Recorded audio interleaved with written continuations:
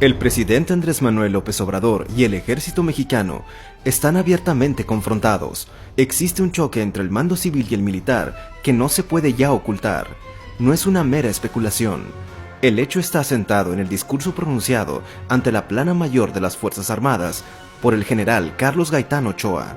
Peca de ingenuidad del presidente López Obrador en calificar ese discurso con elevados tintes de advertencia para instalarlo como un simple y entendible acto de libertad de expresión.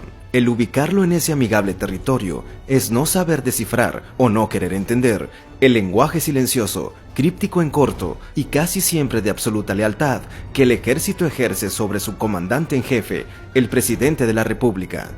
Desde los días en que Luis Echeverría entró en ruta de colisión con el general Marcelino García Barragán, en México no se vivían días de tanta tensión entre un presidente y sus fuerzas armadas. La política de no confrontar ni a la delincuencia, las ofensas hacia los militares impedidos para actuar frente a los ataques civiles y la todavía nebulosa frontera entre las responsabilidades del Ejército y la Guardia Nacional son la causa. El tropiezo táctico de Culiacán es solo la gota que derrama el vaso, porque el discurso del general Gaitán no es una accidental y solitaria entrevista a título personal, sino un discurso formal pronunciado frente al general secretario Luis Crescencio Sandoval y frente a los más altos mandos castrenses en activo y retirados. El mensaje es claro y quien lo pronuncia lo hace en nombre de los hombres y mujeres de verde olivo. Nos preocupa el México de hoy, dice el general Gaitán, quien abre su discurso advirtiendo que nos sentimos agraviados como mexicanos y ofendidos como soldados.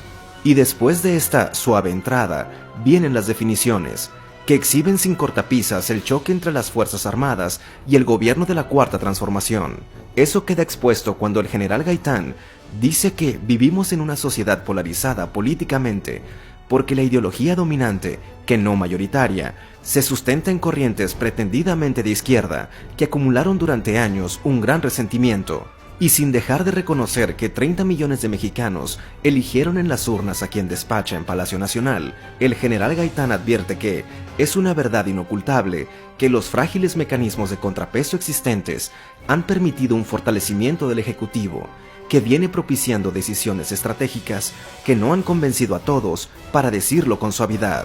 Pero esa suavidad se endurece cuando dice: ello nos inquieta, nos ofende eventualmente, pero sobre todo nos preocupa, toda vez que cada uno de los aquí presentes fuimos formados con valores axiológicos sólidos, que chocan con las formas con las que hoy se conduce el país. La admisión de que existe un choque entre ejército y presidente es explícita. Los militares no están de acuerdo con las formas bajo las que hoy se conduce a México. Lo preocupante se da cuando el general Gaitán sentencia que su deber irrenunciable es mantener invariables los principios de honor, valor y lealtad para con el pueblo de México. Sí, para con el pueblo de México. ¿Y el honor, valor y lealtad para con el presidente, que es el hombre electo por ese pueblo? El desencuentro mayor del discurso se da cuando el general Gaitán cuestiona: ¿quién ignora que el alto mando enfrenta desde lo institucional a un grupo de halcones que podrían llevar a México al caos y a un verdadero estado fallido?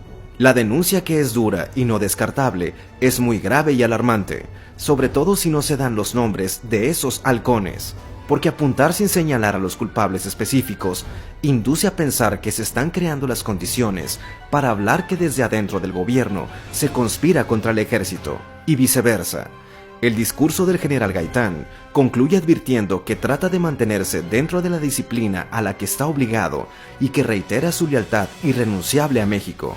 De nuevo, y la disciplina al presidente, quien desde la izquierda que rechazan y con la que admite que tienen un choque de valores, ¿no hay una específica mención?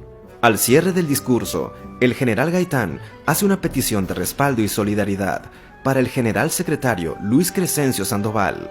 De nuevo, ninguna mención de respaldo y solidaridad para quien por ley es el comandante supremo, que es el presidente López Obrador. Por esto decimos que esto no es un simple ejercicio de libertad de expresión. El discurso del general Gaitán, a nombre del ejército, es un mensaje retador, desafiante, al estilo personal de gobernar en la Cuarta Transformación. Un estilo frente al que, es claro, no les cuadra a los hombres en uniforme verde olivo, que se sienten amenazados hoy por sus halcones. Inédito y preocupante.